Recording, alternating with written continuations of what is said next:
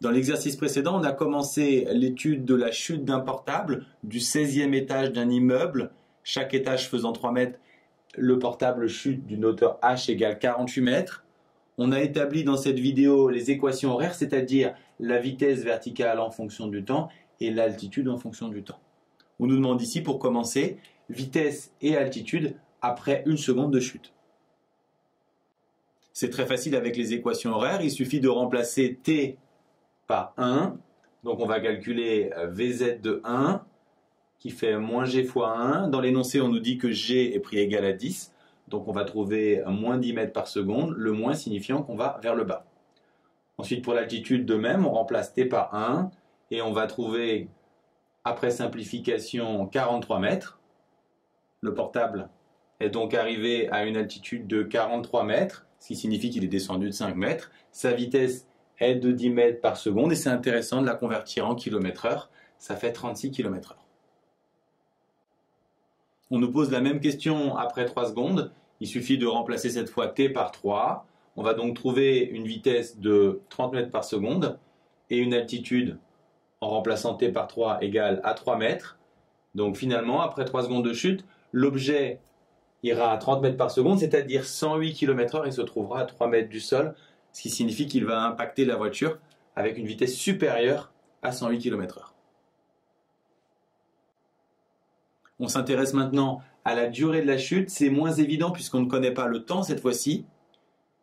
Il faut se demander qu'est-ce qui se passe de spécial au moment où le smartphone touche le sol. Au moment où il touche le sol, l'altitude fait 0, ce qui va nous permettre de poser une équation z de t égale 0. Et en résolvant cette équation, on va trouver à quel instant il touche le sol, donc la durée de la chute. Il faut donc que z, c'est-à-dire cette expression, soit égale à 0, ce qui signifie que gt carré sur 2 doit être égal à h. Ensuite, je multiplie par 2 des deux côtés, puis je divise par g. Et pour me débarrasser du carré, je passe à la racine. Et l'application numérique me donne 3,1 secondes. On peut finalement déterminer à quelle vitesse le portable percute la voiture. On sait que le portable atteint le sol, c'est-à-dire la voiture, à un temps égal à 3,1 secondes. Donc avec les équations horaires, il suffit de remplacer t par t1, autrement dit par 3,1, et on trouve 31 mètres par seconde ou 112 km/h. Remarque importante, si on vous demande l'expression littérale, ça signifie qu'il faut donner la réponse avec des lettres. Donc on va garder t1 égale racine de 2h sur g. Pour simplifier, on va transformer g en racine de g carré afin de mettre tout sous la même racine. Et finalement, on pourra simplifier ce g avec le carré pour trouver racine de 2gh. Cette formule est valable pour n'importe quel objet de n'importe quelle masse à n'importe quelle hauteur. Par contre, elle n'est valable que quand les frottements sont négligeables. Donc finalement, le portable a frappé la voiture à 112 km/h. Les lois de la physique sont impitoyables, mais juste, la voiture s'est vengée, action égale réaction. Mais ce qu'il faut surtout retenir de cet exercice, c'est la méthode pour utiliser la deuxième loi de Newton. Avant de l'appliquer, il faut toujours passer par les 4 étapes préliminaires: système, référentiel, repère, bilan des forces.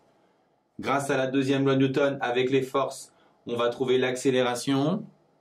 On obtient une équation vectorielle avec des vecteurs qu'on transforme pour l'avoir avec des coordonnées.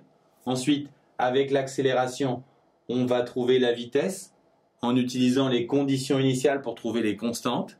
Et avec la vitesse, de même, on va trouver la position. À quoi servent les équations horaires? On l'a vu, d'abord à déterminer vitesse ou position à un instant donné.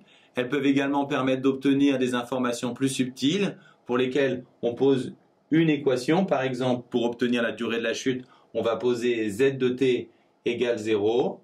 Enfin, retenez qu'en pratique, il est toujours intéressant de commencer par donner les réponses sous forme littérale avant de donner le résultat numérique.